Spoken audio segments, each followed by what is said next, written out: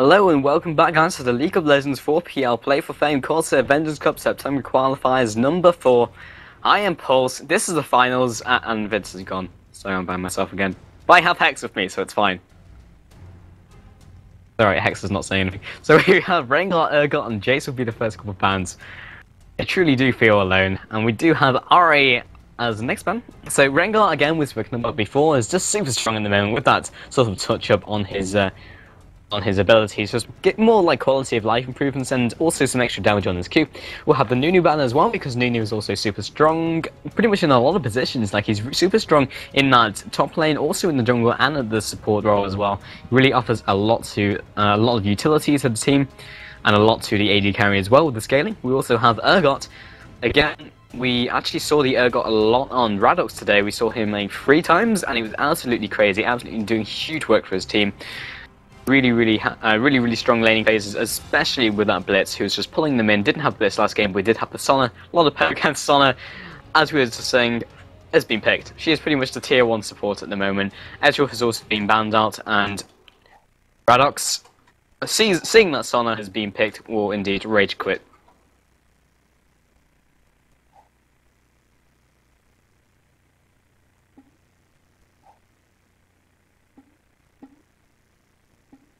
Alright, okay, he just bugged out. After the his client bugged out after the Urgot ban.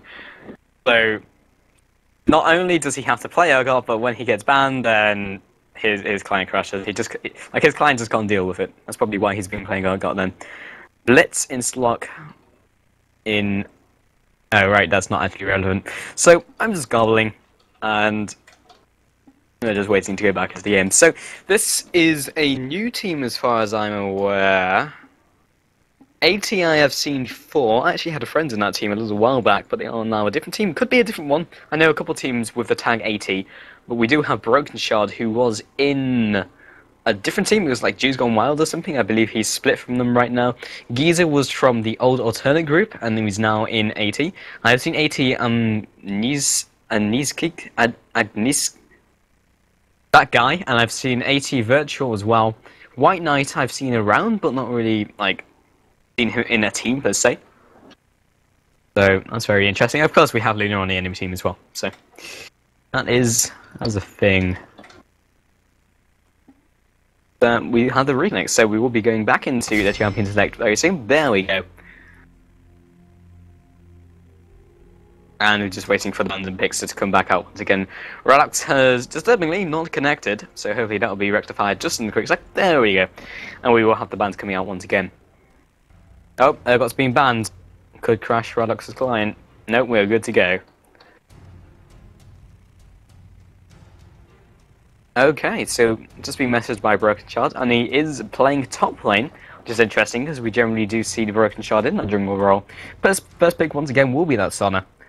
And Alistair potentially coming out here has not been banned out. Alistair super strong in that jungle role. Oh, no, could be Shen. I'm not even going to comment on it. But interesting to see what type of composition they're going to be running. And unlikely to be the Karma. I mean, it could be, but fairly unlikely. But Shen, 100% has been locked in.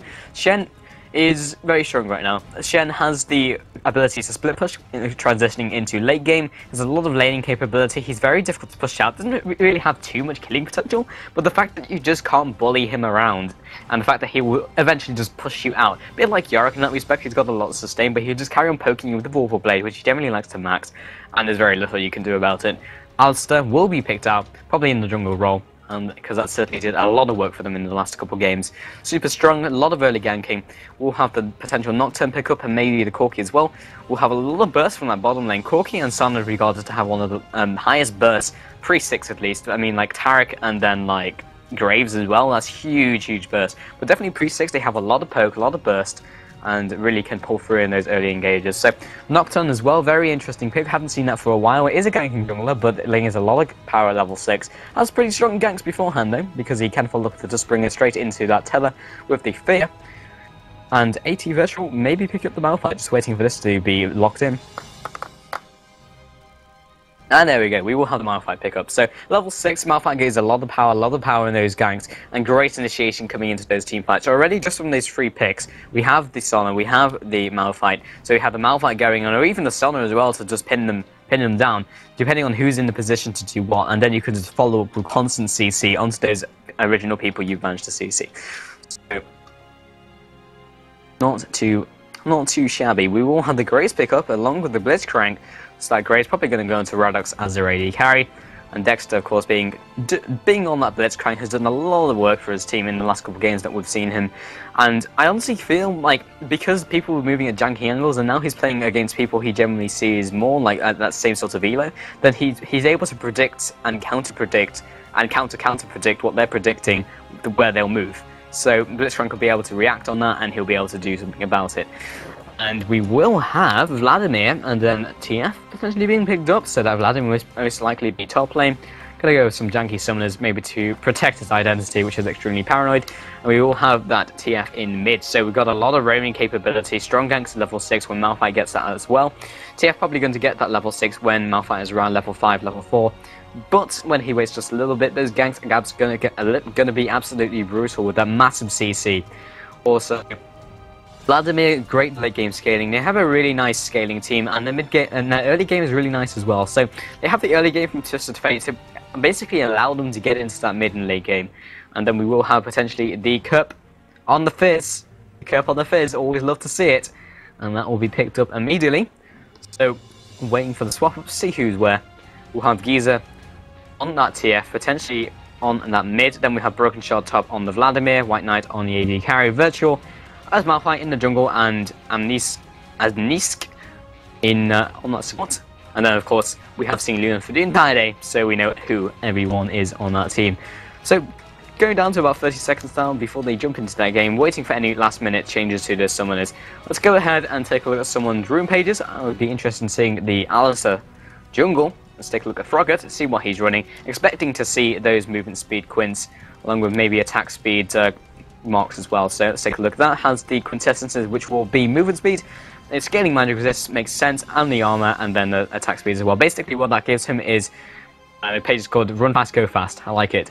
What it gives him is jungle clear from the attack speed. It also gives him the roaming capability with the movement speed from the quintessences, and allows him to increase those ganks where he is strongest. He's gone for 0, 15, 15. Which is interesting. Has gone straight down to Initiator, of course getting the swiftness as well for the increased movement speed. So he's got maximum movement speed coming into that game. We'll have just under 400 just with the tier 1 boots, which is absolutely insane. Generally you're expecting that from the tier 2 boots, but he'll be getting that from the offset. He'll be going with 1 point into wealth, so maybe looking for an increased start, maybe with an extra pot as well. That'll be interesting to see. We'll have Sade picked up as well, and that finishes on there. So he is looking to gank constantly and get extra XP and extra gold, so makes sense, and it actually shows basically how he's going to be playing his character in that early game. Okay, so let's go ahead, take a look at Broken Shard. Interesting, he's gone with the flash and the heal. You generally see Vladimir's liking to go with that with the ghost, because it gives him more sustain in those team fights, because with the flash he can make the plays, but very interesting. So we've got the Vlad MS page with the increased ability power, the scaling ability power at level 18, increased movement speed on those quints, 175 health at level 18, and plus 8.5 magic penetration. Masteries will be 9 and 21, getting super tanky, going straight down to Juggernaut with the Initiator Enlightenment for the cooldown reduction and more sort of lane sustain. Makes a lot of sense with Vladimir. He really wants to get into that level 9 and the later stages of the game where he becomes really strong. But anyway, guys, we're going to jump to a quick commercial break, and when we get back, we will be in the finals of today's tournament. Stay tuned.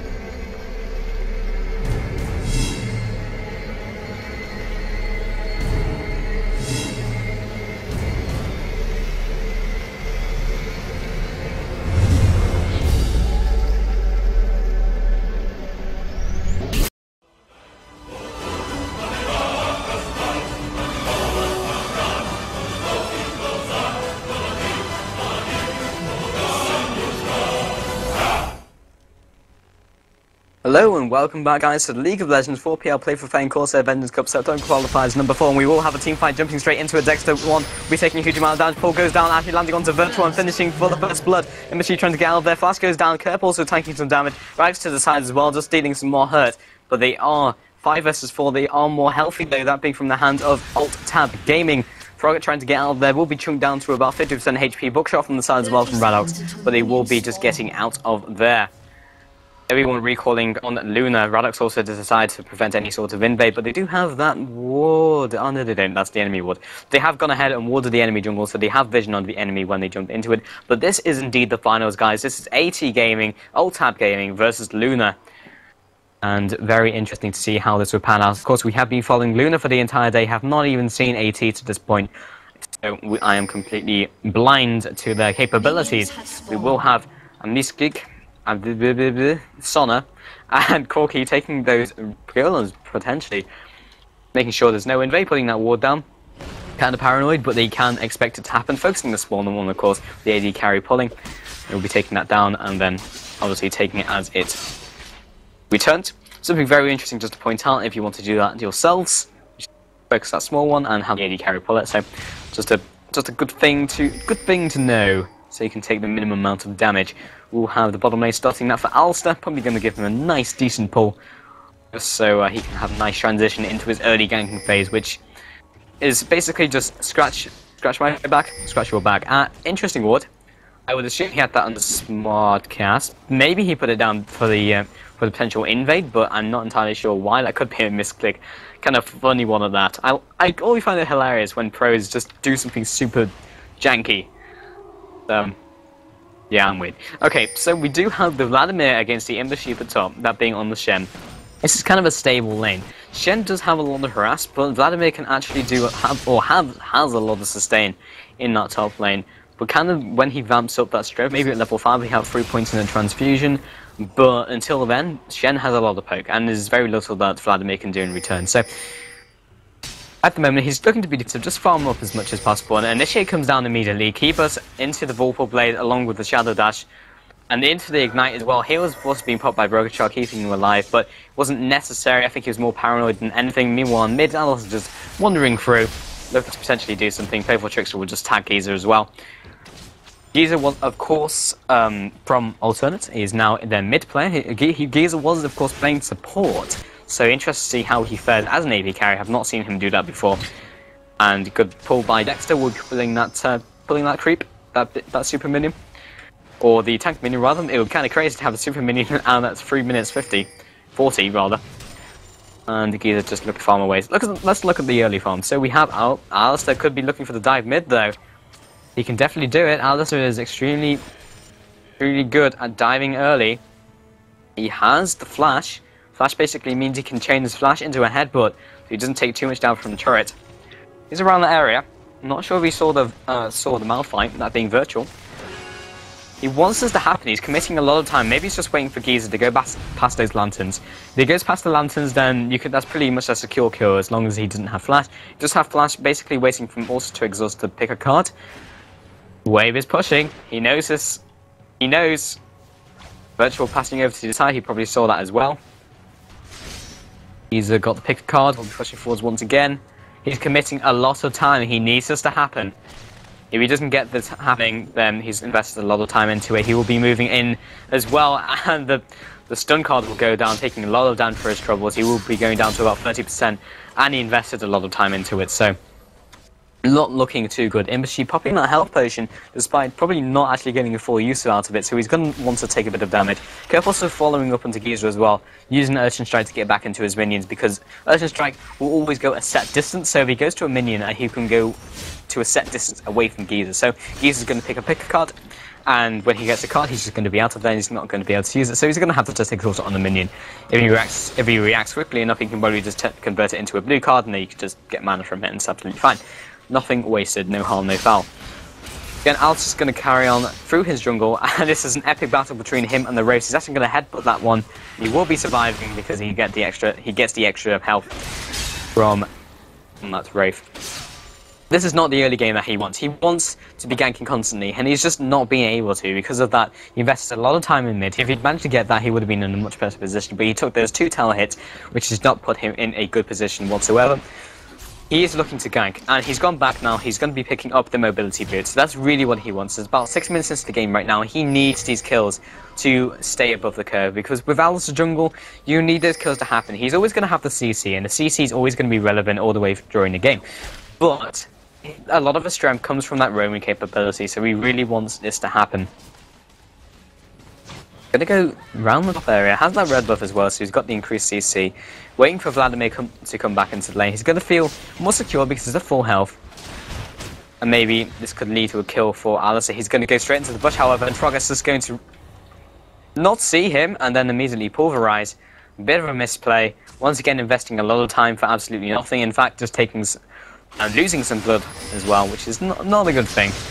But we will have Imbersheep initiating on Broken Shard, just stutter stepping to get the maximum damage on him as he runs away. Vorpal Blade as well, probably not getting the kill, but there's a lot of damage, bringing him down to about 40% HP just as he returns to lane, which is not what Vladimir wants. Which is kind of obvious. I don't know why I said that, but we do have the Geezer coming down bottom, not actually getting that gank off. He reacted immediately after seeing that Destiny pop and just retreated to the turret. Nothing they could really do about it, and Virtual around the corner does not have a level 6, initiating onto Broken Shard. Ignite has gone down, reducing the healing.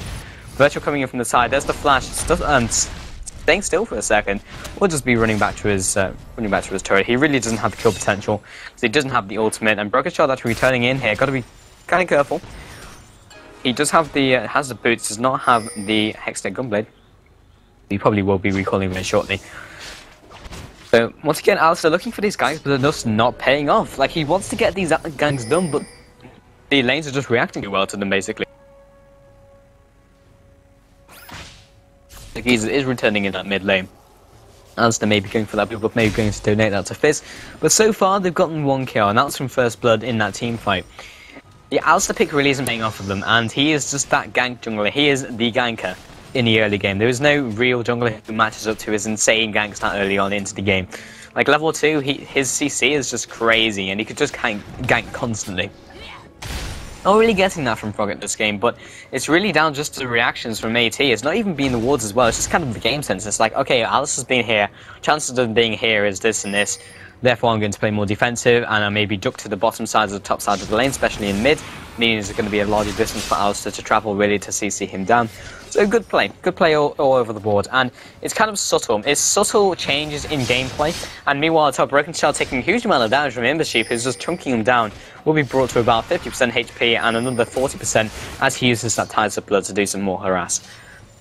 But it's kind of subtle changes to their gameplay, which you might not pick up on, but it is happening, and it is stopping Alistair from ganking, and it's something that you will pick up at some point, but it's definitely subtle, and it is definitely happening. Dexter moving in at bottom, looking to do some fisting. But things go down the river. I think they... Okay, so Kurt's gone into the bush, so it's like, okay, maybe waiting for that TF to follow, but more of a bait than anything. It sometimes works, but generally doesn't work at this sort of level of play. It does work in solo queue quite well, but if you just make it look like you're ganking, wait in the bush, wait for the other person to go through and just gank them. And when you know you can win the trade, and you get the heads up as well, because you'll be like, what? You'll get the extra second and you'll have the surprise factor. We actually have TF coming up, looking for the stun card, and he's not actually locked it in as he comes in. He will blue card Imbersheep. Rocket locking them up under the turret. Virtual has been headbutted out. Geezer going in, will actually land the gold card, but will not fall. Imbersheep looking to reclaim this kill, and Geezer juking into the bush will be recalling. He must know that Imbersheep is on the way, and he will be just executed. Wow, no one actually tags him. Meanwhile, at bottom, Kurt picking up the kill onto... No, that was the top. Meanwhile, at bottom, Dexter will be pulling White Knight into him. Valkyrie goes down, exhaust onto Relics as well, into the collateral damage. I think he popped that maybe 1 second too late, and maybe pick up the kill onto Amnisk. Hookshot goes down, but not enough. I think if he waited 1 second later, the exhaust damage reduction from his ultimate would have ticked off. I'm not entirely sure that picked up the kill though, but even so, a lot of aggression coming from that lane so far. Kind of unfortunate, kind of low health, but again, just good calculation from the hand of Alt-Tab Gaming. Also at top, that is good execute from Geezer. I had not even realised he hadn't been tagged. It honestly looked like he had been, but folks, you really do need to lock a card in when you're going to gank, because it was an awkward situation when it was just like, well, I want to gank, but I have locked in a card. And actually, Kirk going to jump onto Giza, going out with the Ocean Strike as well. Yeah, really not going to receive any harass. But he eventually just locked in the blue card because he mistimed it, and yeah, it's just a risk that is really unnecessary. And the blue card, okay, did some extra damage, but they really needed the CC. And Kirk actually jumping over the wall will get the damage, the slow portion as well. Frogger coming in, misses the 1-2 combo, will hit him anyway with the head, but there's the Chum the Waters coming out of nowhere. Virtual just going to meet Frogger. Fist of Fury from both of these juggernauts, and doing no damage to each other. A broken shot, doing some more damage to Imbersheep. He is reaching that level 9 where he does get some extra damage from his transfusion and is super spammable. A lot of damage coming out, and he may be able to actually push his Imbersheep back slightly.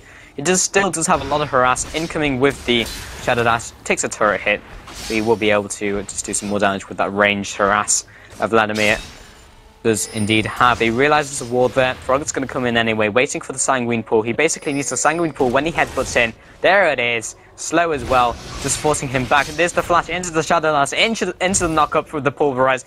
Ignite has gone down. Warper Blade as well. And Giza coming in, but interesting angle because he must have known that they wouldn't actually go for the dive. He must have known that they would have picked up the kill beforehand. So Giza, interesting position, choosing to teleport. But either way, he will be soaking up that farm. Not too much loss. Kerb coming around the side though, maybe looking for this dive onto him. Shen is around the area, he's about 40% HP, he does have the ability to tank some turret hits. And Kerb is indeed looking for Giza being chunked down to about 60%. Into Playful Trickster, Urchin Strike, and that is a dead Giza. Meanwhile, Boston Pool will land onto White Knight, and he's also popping down because Shando has been blinded momentarily, but he is attacking him, so he will regain the vision as he turns his attention to Dexter.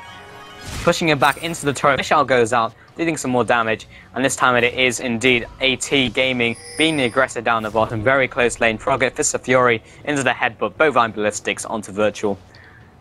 God of the Monolith, and he will be pushing down bottom. Meanwhile, top, Vladimir has the upper hand as Imbersheep has not actually gone back yet. Let's take a look at what Imbersheep actually has in his back pocket. He's got 1300 gold, and Broken Child's probably going to stop him from recalling.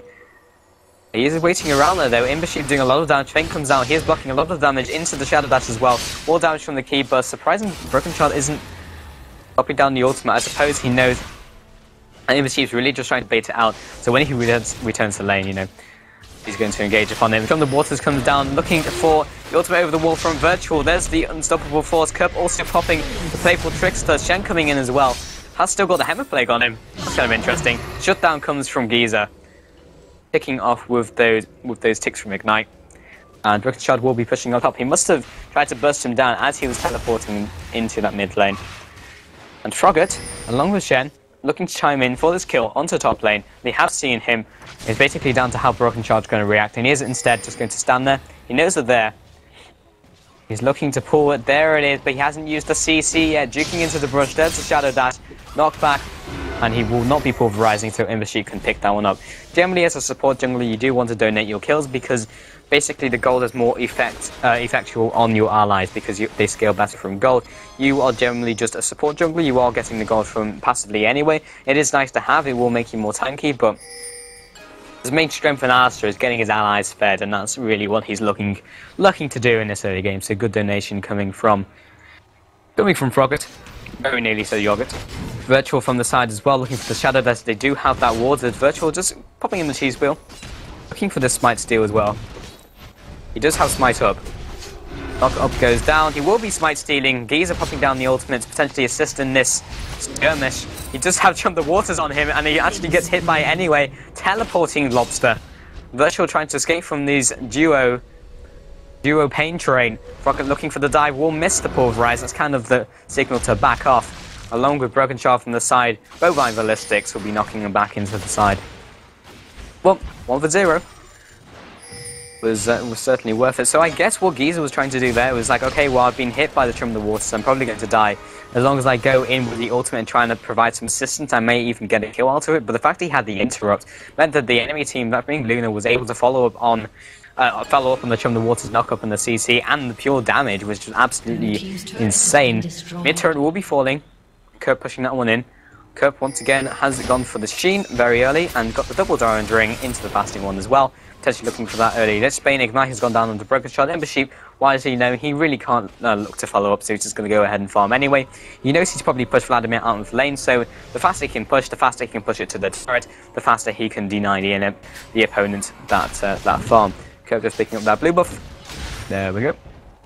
Al's just making sure he's in range so he gets the XP. Very important as a jungler, especially as a support jungler. Paul goes in onto White Knight, locking up for a couple seconds. Radok looking for this kill. Ignite goes down as well. He will survive from that last auto attack, giving him the sustain he needed. He has got the double Darrens along with the passive, so he should probably have 9 lifesteal. Yep, he does, 9% lifesteal, keeping him alive. But that kill basically means they can convert this into a Drake pickup. Grace has of course gone back. He is a sustained damage, but Kerp still has a lot of sustained damage of his own, that being from the W. Pull over the wall and catch of the day! Landing onto Agnieszka.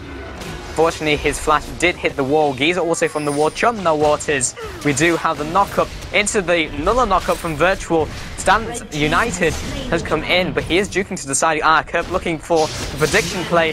Ember Sheep just ripping apart Giza. Chum the waters, sorry, Playful Trickster actually hitting Virtual, getting the slow portion. Ember Sheep looking for the dive. They aren't tanky enough at this stage. Virtual really doesn't have anything to lock them up with. Kerp doesn't want to be tanking this turret though. White Knight from the side, Frocket into the 1-2 combo, knocking him against the wall. Flash from Virtual as well. Radok from the side. White Knight being locked up as Kerp finishes them off into the collateral damage. Picking up another kill, 3 for 0 and the Drake. Luna in a really commanding position right now. So right now, top tower has fallen to Broken Shard, reclaiming some gold at least, but it's a small consolation to how much went down the bottom. This could be bottom tower falling as well, but Giza is on his way along with Amnisk.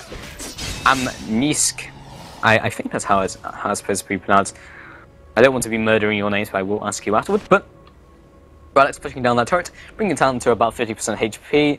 He might actually be able to pick this up as well, because Corki's not going to be up for a while. Sana really can't 1v1 him, and Giza needs to get to mid to quell the strong push from Shen. Fizz is up at top, just going ahead and farming. Probably pushing this one out. Right now, he is a really strong duelist. I don't think anyone on that team can really do anything against Fizz, so if he pushes top, then there's nothing he can do. Meanwhile, mid, this Ember Sheep just ripping apart Giza once again on that twist very, very squishy. We do have Virtual with the Fist of Fury, but meanwhile at bottom, Apnisk taking huge amounts of damage from Dex. The power fist goes down and flash over the wall from Radox. I guess he didn't have the quick draw. No, it was still on cooldown. Wants to secure that kill. Ember Sheep just going to pass by a ward and by Cal. Cal's going to say hello, pick up a ward, and be good to go. Ember Sheep going to return to mid. AT Virtual still does not have really the killing potential on anyone without the ultimate. Actually, he does have the ultimate, but again, Shen is very tanky. Without the help of anyone else, she can really just get out of that sticky situation very early, very easily. Initiate comes in with the Shadow Dash, but will not actually land. Shutdown goes on to the Shen. Frocket trying to get out of there. Minion has destroyed the blue turret, but Frocket in a really dodgy position. He really wants his oracles. He wants to survive, looking for the kill onto Corki. There's a double kill, unable to keep himself alive. And we claim a kill. Dex are looking to chase after this White Knight. Kerp from the side, he has noticed him. Playful Tricks looking for the Urchin Strike. Can we get a Wizard Pole? But we will get the Deathfire Grasp instead. No, exclaims Corki in chat. Giza once again just getting massacred by Radox, chunking him down. They just need vision. There's the gold card. Virtual there as well. Does not have the ultimate. Radox just wants to get the kill onto Giza, but he can't. The Fists of Fury will be juking out the way with the quick draw. But we'll have him of Valor picking that one up. Kerp from the side as well. Do have the gold card from Giza. Paul will miss by a whisker. About half a team as Chum the Waters. Oh, and pending beam, that's disgusting. We will have Vladimir from the side as well. Kerp jumping in. We just have Stan United as well. Broken Shard has popped down into that Swangreen pool. Swangreen. Dexter also following after, looking for this potential pool. Lands it on. Oh, I swear he landed that. He's maybe like a quarter of a team out. Pretty tight, but they are going to take this opportunity to push down mid. You have a lot of pushing power. Again, Fizz has a lot of burst, and Fizz got about 30 seconds left on Chum the Waters. So bottom lane will be pushing out as well. Right now, 5 and 18, 24.4k to 31.9. Not looking good. Not looking good for Alt Tab Gaming. Pizza has made some very interesting plays this game, it has to be said. Very interesting teleports, and generally just not had a good game. It's just like everywhere he turns, he's just being picked off. And it's super sad to see. Giza just not in a good position. Interesting, he's gone for the Lichbane first. I mean, he hasn't really got any AP to back it up. Lichbane proc will really do no more than his auto attacks would anyway with just the Sheen.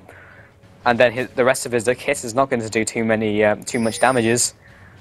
Has popped the ultimate in Destiny once again. Meanwhile, at bottom, Kerp teleporting in will get the shutdown eventually. That last hit up. Virtual around the corner, and the pawn to Giza. Radok looking for that burst. Unstoppable force over the wall into Crescendo as well. Radok's being chunked down. Hawkeye looking to go over the wall. He's on very low health, just supporting from range, and Giza picking up another kill. Well, it's 3 for 0. Worked out really well. Nice Destiny into the teleport for Geyser. But meanwhile, Top Frogger is pushing, though Kao's not renowned for their pushing ability. Will only really just get that done. Interesting, he's maxed the headbutt rather than the pulverize. They really like to max the pulverize just so you increase the clear. And plus in team fights, the spammer wall knockup is really nice, but the knockback is also super good. Great for peeling, great for knocking people into your allies. It's just a great utility spell just in general. So Broken Shard just going to farm that up, and right now they're about 6k behind. It's not massive. They have lost 2 towers as well. We'll have the Cerelias from Alistair, double Ruby Crystal, and the Heart of Gold, so we've got a lot of health right now. Not really looking for the resistances, more looking just for the flat health. At this stage, it probably makes sense just to go straight for that for health. There's no real percentage damage on the enemy team either, so yeah. He may need some more resistances later on, but for now it's pretty good to go. Not entirely sure what he's going to be building that into, but I have seen a couple of people do it, so I assume it might be something to do with the cost to health effectiveness, which would kind of make sense to me anyway. 180 health for like 475 gold, so yeah, I guess it makes sense. I'd have to do the math on that, but I'm interested in seeing in what he'd actually build that into. Because obviously one Ruby Crystal will go into the Cerelia's Reverie, but he's already built the Cerelia's Reverie. Either one would make sense to me going into the Heart of Gold. One would go into the Aegis if he's going to go for that. And Frogget from the side has found himself an Angry Rock. Dexter coming in from the side as well, popping that unbreakable wall. They are looking for the initiate. That knock up onto 3 people. Kerp over the wall, chunking down Sona.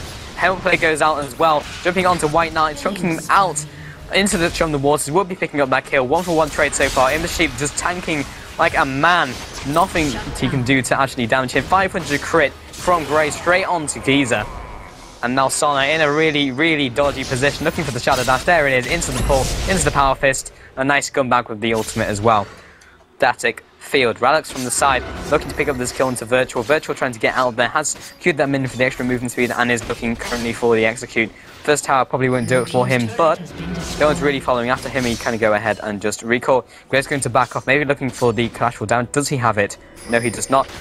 Oh, he's dashed over the wall. He has actually tagged Virtual, looking for attacks as well. Got the red buff slow. Will it be enough? Didn't manage to tag him with that smoke screen. He is still tagged, however. If Virtual wants this execute, gonna have to wait around for a couple seconds. Oh, and chum the waters.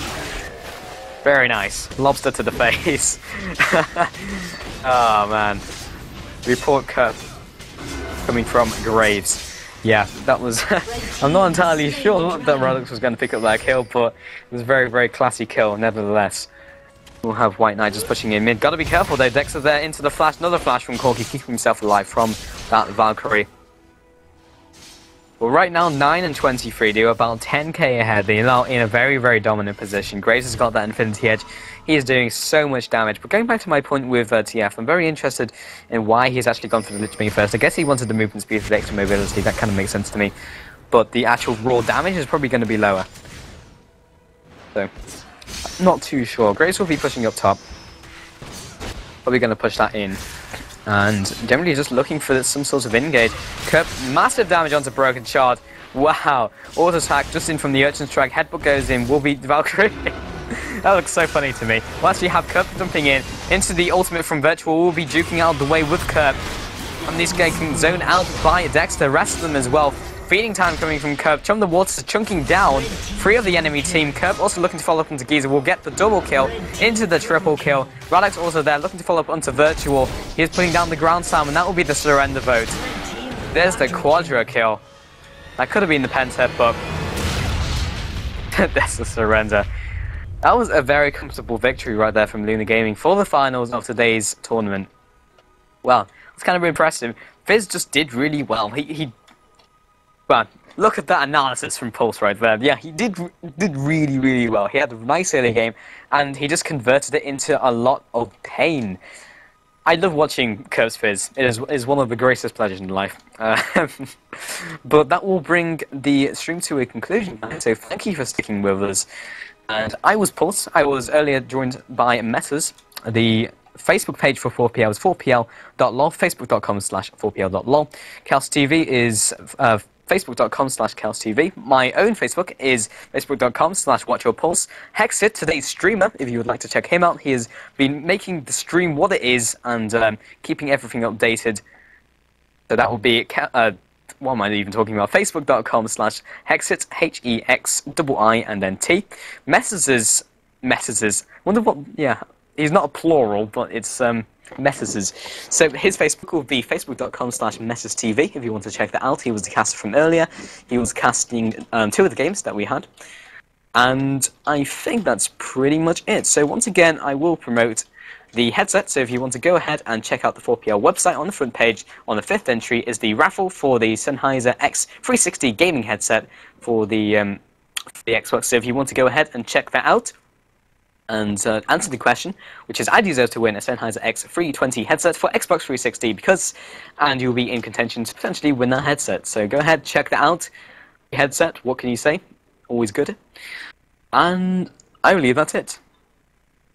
I think it is. So thank you for watching, guys, and we will see you next time. Enjoy the rest of your evening.